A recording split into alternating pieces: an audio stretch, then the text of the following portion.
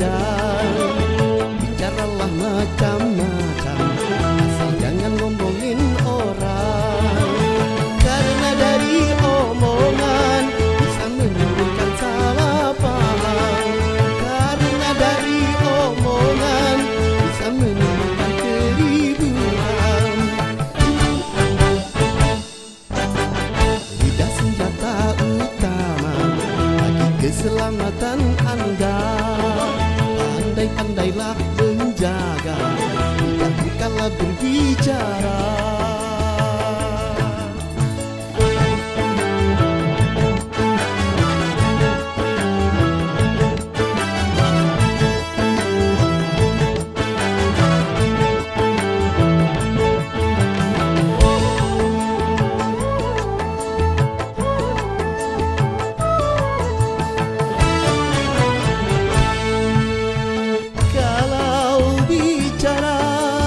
Baik seperlunya, jangan bicara kalau sia-sia.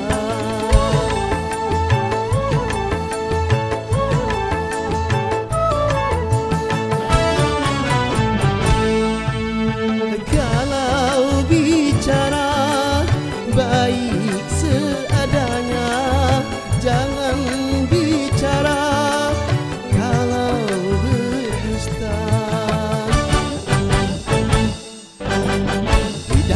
sangat tajam, tajamnya lebih dari pedang.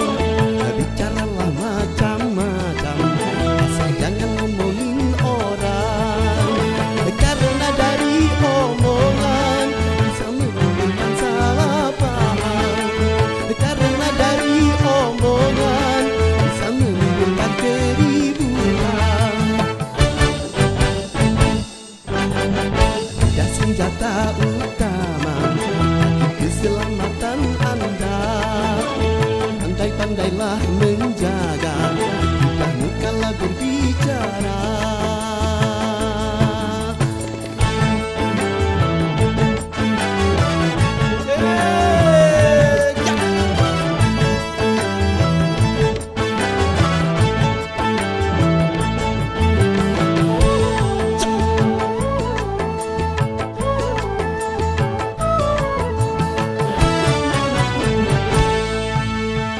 Kalau bicara baik seperlunya, jangan bicara kalau sia-sia.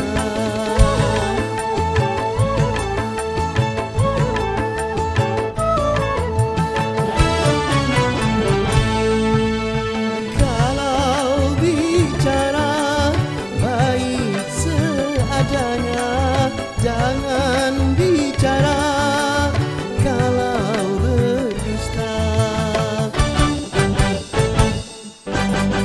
Lidah itu sangat tajam, tajamnya lebih dari pedang.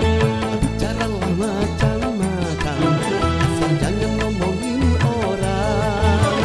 Karena dari omongan bisa menimbulkan salah paham. Karena dari omongan bisa menimbulkan keributan. Lidah senjata utama bagi keselamatan Anda.